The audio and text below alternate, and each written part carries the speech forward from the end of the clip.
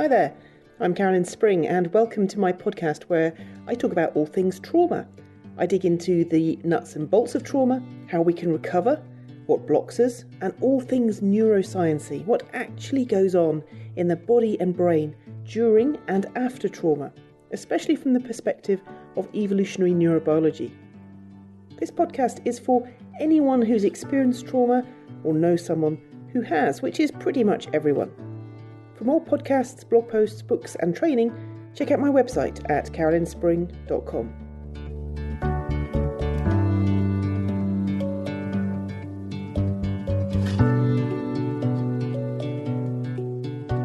Hello friends, Carolyn Spring here and welcome to my podcast, What Does Recovery from Trauma Look Like?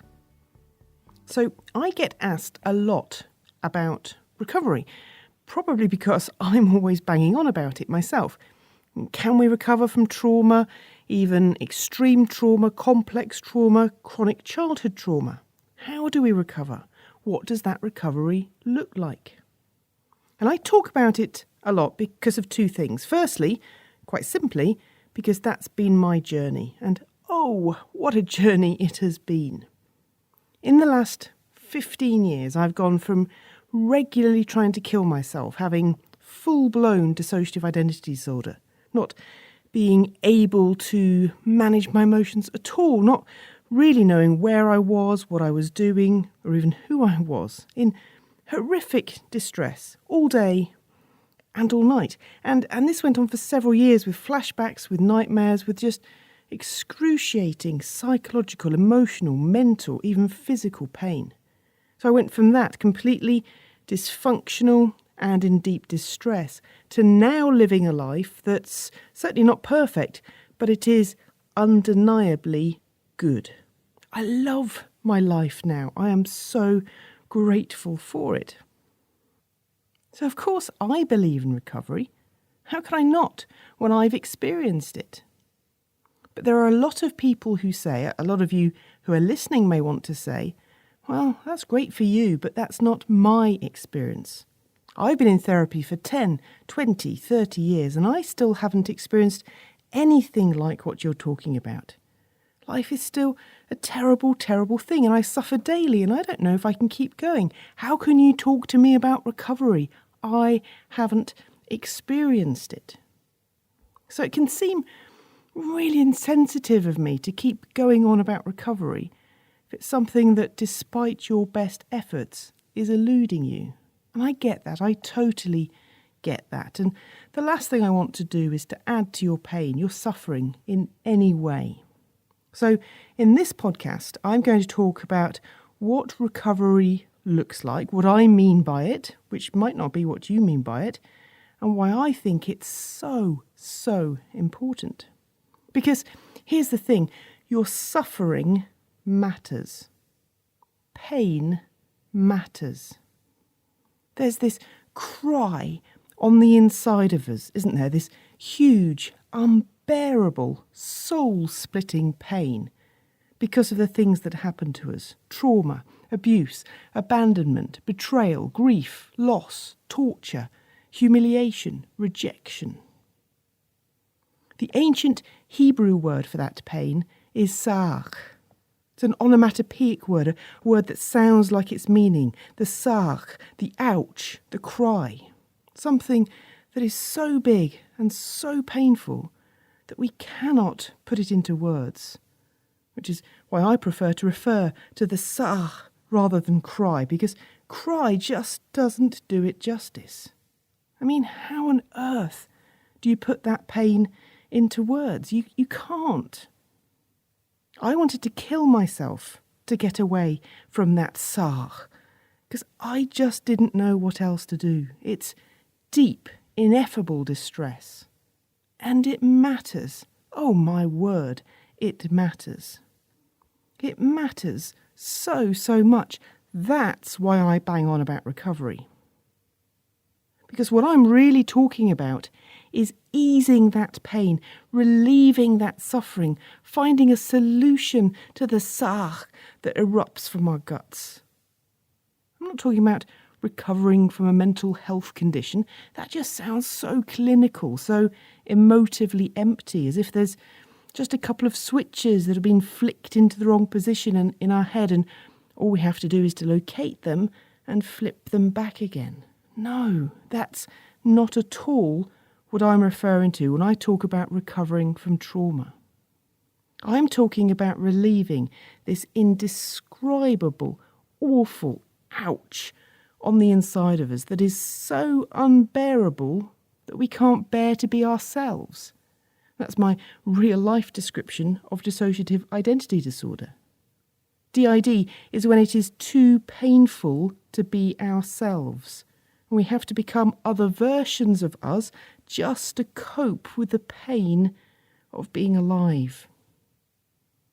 I don't even really like the term dissociative identity disorder. It feels like a way of distracting attention from our SAH by putting it into medical terms. I understand that the NHS uses diagnoses and labels in order to decide on treatment approaches and availability.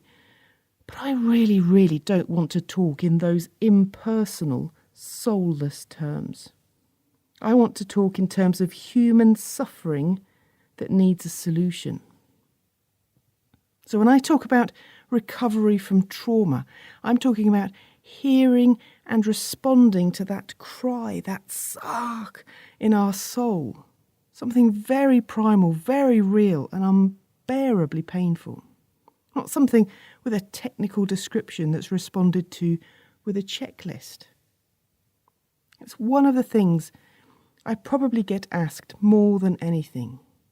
The question is asked with different words, but underlying it all is this heartfelt, painful question around recovery, which is basically, will life get better? Or will I always be in this much pain? And that's what I'm responding to when I talk about recovery. I'm saying, with every ounce of my being and all that I am, yes, we can recover. Yes, it gets better. And it has to. It really, really has to, because it's unacceptable for you or me or anyone else to be in that much suffering for the rest of your life. So please hear everything I'm going to say with the compassion, with the empathy that is motivating it. Recovery matters to me because human suffering matters to me. So people ask me a lot about recovery and whether it's possible, whether they will always be affected by their trauma, whether it's possible to ever be able to talk about what happened without being triggered or switching or getting distressed, whether recovery is complete and final, or whether you can sort of revert or go backwards and end up at square one again, whether you can ever stop having such awful memories and nightmares and flashbacks of the abuse, whether you can get to the point of not feeling so unbelievably ashamed all the time of what happened, whether you can get to a place of feeling that your identity isn't in your trauma. These are heartfelt, meaningful, and indeed complex questions. But the answer to them in our soundbite culture is often simplistic and binary. The first response is basically, no, you'll never recover from trauma. You can only learn to manage it a bit. Everything else is unrealistic.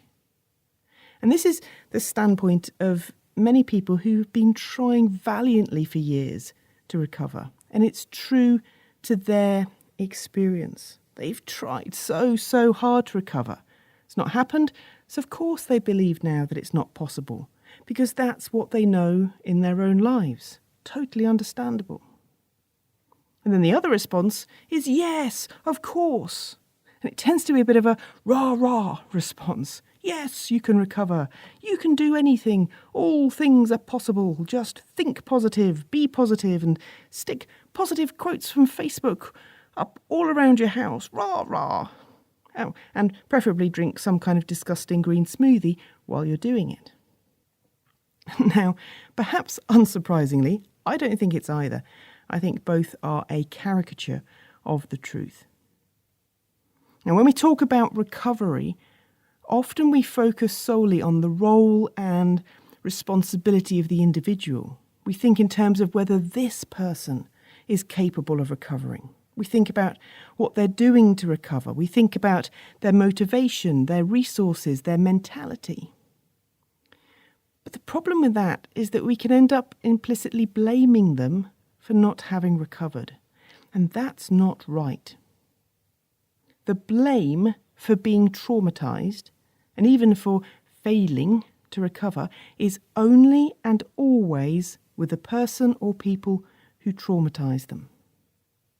If we hadn't been traumatised in the first place, we wouldn't be failing in some way to recover from trauma now.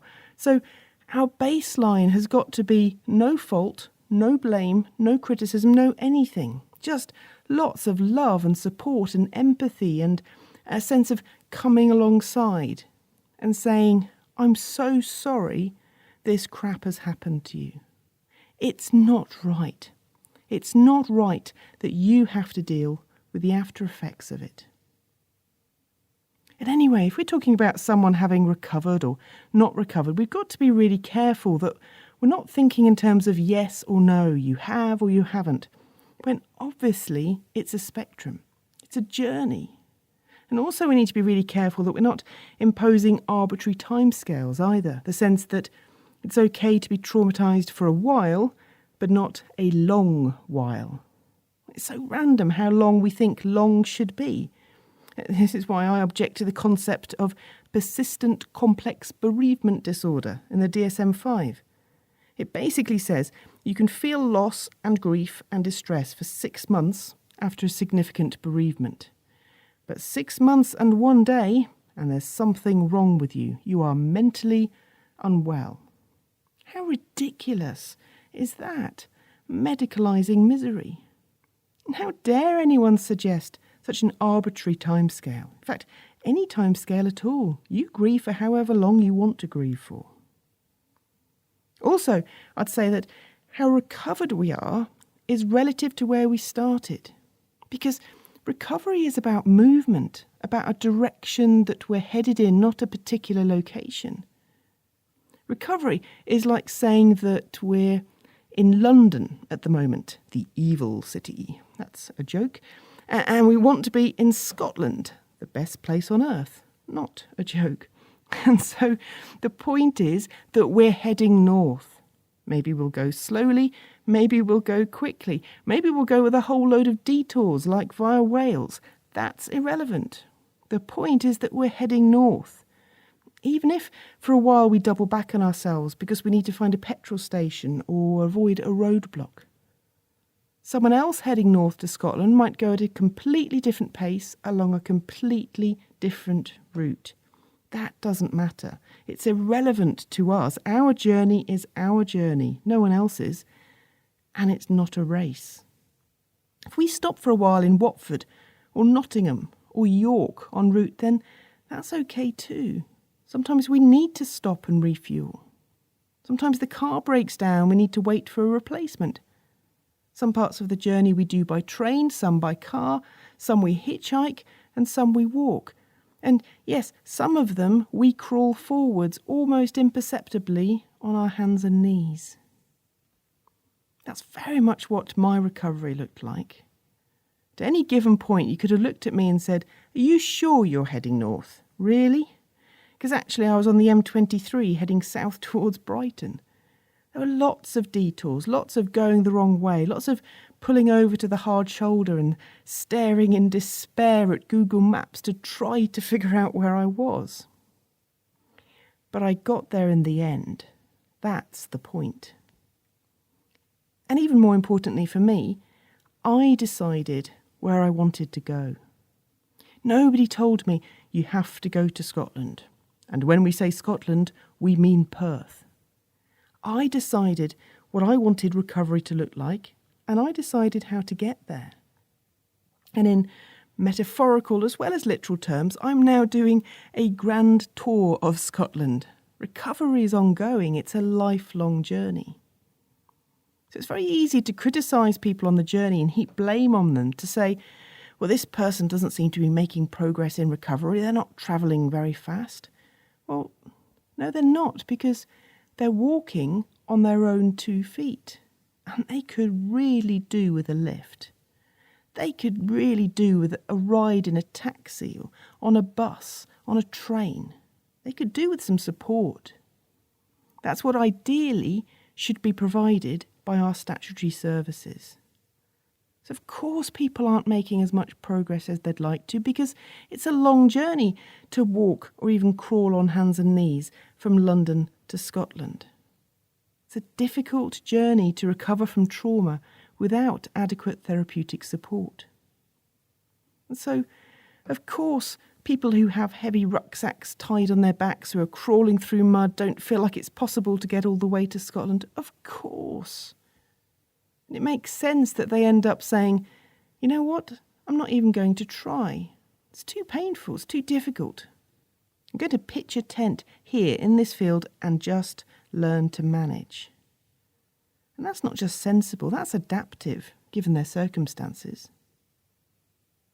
But living in a tent, in a field, in winter snow, with no sanitation, with no water, with no heat, that's not a life.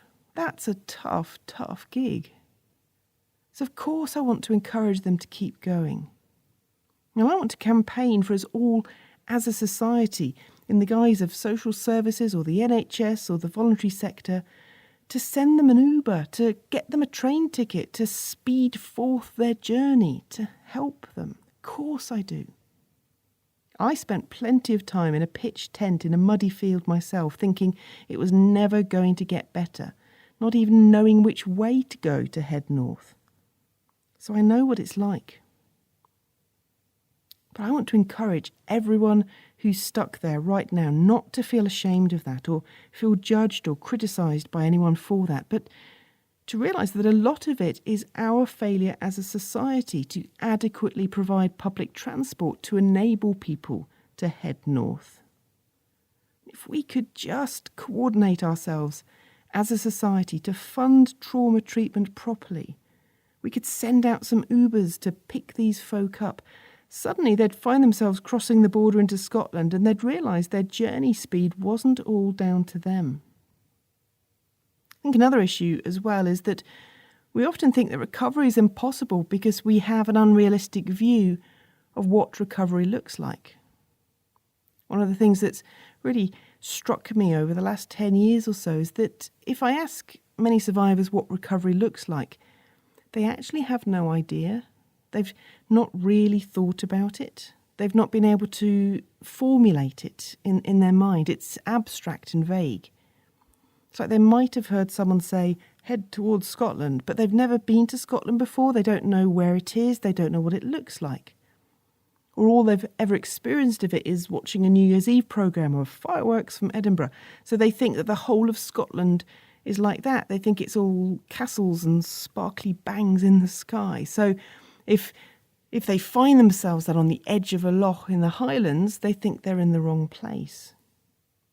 It's not surprising that people think that recovery from trauma is impossible if they think that means that we'll live as if the trauma hadn't happened in the first place, as if recovery means that our childhood is somehow magically restored, that someone waves a magic wand and the past is changed so that all that stuff didn't happen, and as if life recovered means that there's no more pain or struggle or suffering ever. But that's not reality. Recovery from trauma isn't about a sanitised life, free from suffering and struggle, with our childhood magically restored as if nothing bad ever happened. Recovery from trauma isn't fairy tale. That's not possible. So because obviously we know that that's not possible, we therefore draw the conclusion that recovery isn't possible. We've got the wrong end of the stick about what recovery is. But I'm talking about realistic, real-life recovery, not magic, and not an alternative sliding doors type reality. When I talk about recovery, I'm talking about resolving our trauma, not pretending it didn't happen. I'm talking about resolving the effects of trauma on our lives, not erasing traumatic events from our history. I'm talking about a life where we're able to experience increasing moments of joy, even in amongst the pain. I'm talking about living by default the majority of the time, not the whole time, but more often than not, in the green zone where we feel safe, where we're able to, in technical terms, neurocept safety. And our nervous system is therefore calm and relaxed, and we're able to relate well to others with our social engagement system switched on. I'm talking about living mostly in daily life mode, not danger mode. I'm talking about us living not in the hyper-arousal of the amber zone or the hypo-arousal of the red zone, but in the alert, calm, relaxed, creative, balanced window of tolerance of the green zone. I'm talking about us being in control of our bodies and our nervous systems rather than being hijacked by them or disconnected from them. I'm talking about living a life where we can remember the trauma as something that happened to us, but without reliving it when we do.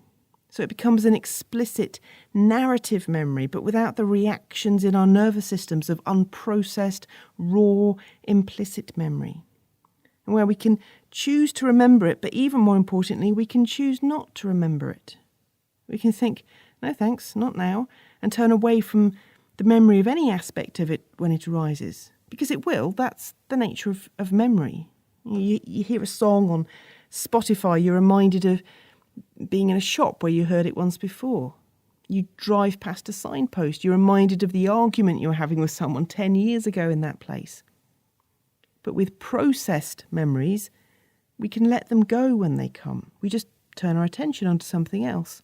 And the same even for trauma memories with recovery. I get reminded every single day of some aspect of the abuse I suffered, but it's fleeting. It comes, it goes. I don't dwell on it. My body doesn't react to it. Totally different to previously. So it is possible. With recovery too, there's peace and calm in our heads. It's not a constant shouting match, a constant stream of self-criticism, a constant clamouring or a constant sark emanating from our guts. It's quiet and calm. Busy maybe, but quiet. And with recovery, we're able to manage stress. It's not that we don't get stressed. Of course we do. This is life. Sometimes we even get overwhelmed by stress, just like other people do. But on the whole, we're able to manage it. When it does get too much, we know what to do. Probably even better than lots of other people do, because we've had years of learning how to. So we have a ton of strategies that we can implement. This is what recovery is like for me. And again, it might be different for other people, but this is my particular version or area, if you like, of Scotland. Recovery is when we're comfortable with ourselves. I'm comfortable being me, being in my body, knowing that I'm not perfect, but accepting of myself. Self-compassionate, kind to myself, my own best friend, my own biggest advocate. And I'm able to make decisions most of the time out of my front brain, to make choices, to be in charge of my responses and reactions, rather than being held hostage by my back brain and reacting all the time out of a sense of terror and dread and shame and fear and that sarh of trauma. So that's a lot of what recovery looks like for me. Does this mean, though, that I don't live with the consequences of trauma? Of course not. The stuff that happened to me happened to me. However recovered I am or I become doesn't change that, and it shouldn't change that. Recovery doesn't mean living a lie and pretending that the trauma didn't happen. Recovery just means that trauma doesn't dominate our life anymore. But it still has its consequences, of course it does. For example, I've not been able to have children, almost certainly because of the abuse I suffered as a child. So that's a very direct, very physical consequence. Recovery hasn't meant some kind of miraculous healing of fertility for me. It's a harsh and a painful reality and sense of loss. There's a huge well of sadness there. So there are knock-on effects for the rest of my life. No kids, no family, no grandchildren. And that's going to be a real, undeniable consequence in my life until the day I die. It's reality. I've had to come to terms with it and grieve it. Grieving is painful. Accepting is painful. Feeling the feelings of it doesn't change the reality of it. It's just better, healthier, more adaptive than denying those feelings and denying that reality. What I've learned to do instead is to build good things in the gaps. There will always be a ground zero in my life where I wanted children and family to be, but I've at least built something else there. It's never going to be the same, but I can hold both simultaneously. The loss of children and motherhood and family, and the things that I've built in their place, the things I have freedom to do. The gain doesn't cancel out the loss. But neither does the loss cancel out the gain. They're just separate things. But what I've refused to do with my life is to be so bitter about what I've lost that I've refused to build any joy into it. I can hold joy and grief at the same time. So with the childlessness thing, I've learned to manage the pain of that so that I can live bearably with it. At times it flares up, of course it does, but most of the time I live happy and free. I don't resent other people for having kids. I take great delight in them. And I've always worked hard to steer clear of an attitude of entitlement. Being a mother, being a parent is a gift and a privilege. I was never entitled to it in the first place. It's a privilege and a responsibility, and it's something that just didn't fall on my shoulders, however much I desperately wanted it to. But I have other privileges and other responsibilities. I get to help reverse adversity in people's lives, for one thing. And my focus is on my life, the life I have, not the life I don't have. That's been really freeing for me. I'm deeply, deeply grateful for all the good things I do have in my life. Gratitude, again, that's something that there's a lot of confusion and mixed upness over. Gratitude doesn't negate the grief. Often it feels like we're told when we're suffering to be grateful for the good things we have, and often it feels like we're just being told to shut up, to squash our pain and our grief down and put on a brave face. But that's not what real gratitude is about. You don't have to choose between gratitude and grief. You must have both simultaneously. The gratitude in many ways actually makes the grief worse. It makes the pain deeper. But then the grief makes the gratitude deeper too.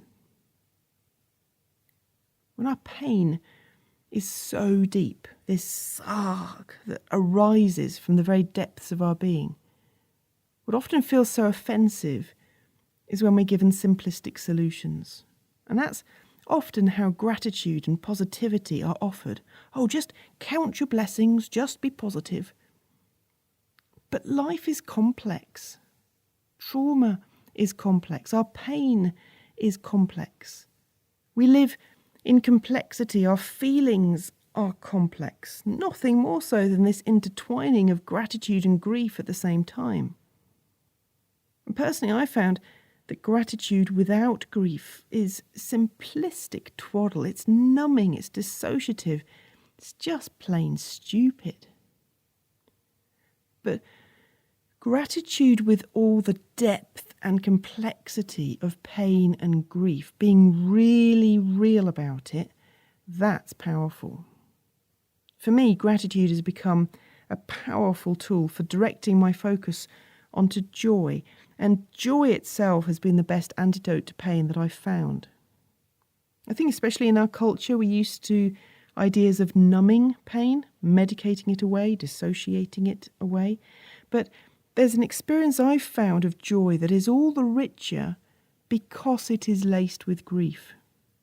It's a real gratitude that I can enjoy this sunset or sunrise or beach or mountain or my dog, that I'm so grateful for the pleasure I feel in that moment, exactly because I'm conscious of the pain of trauma, of things that happened to me.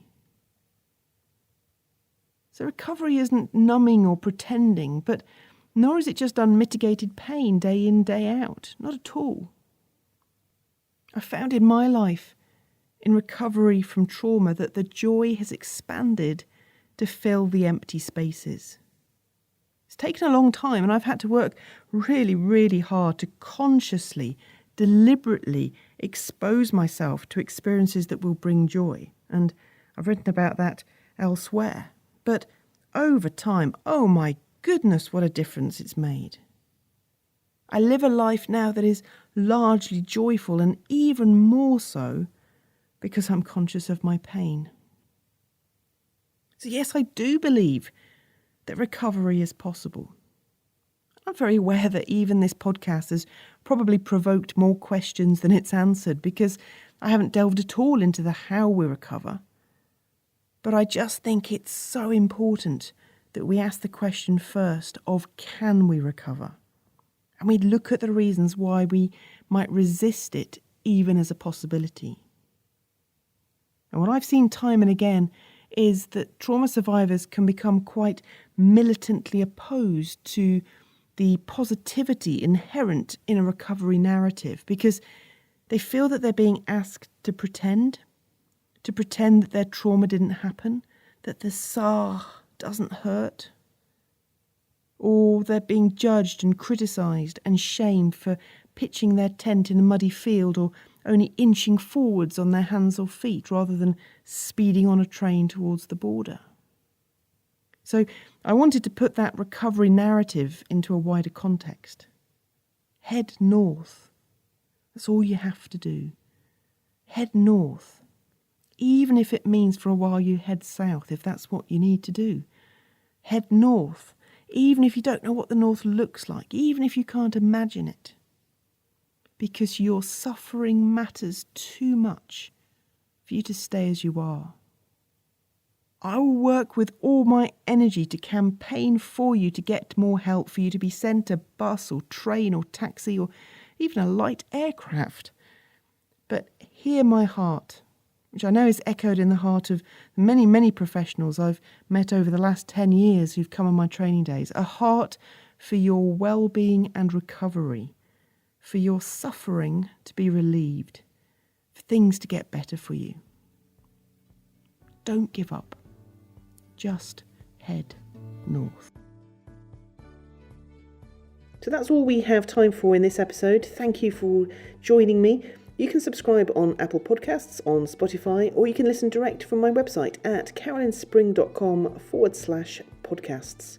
I hope that helps at least a little. Speak soon.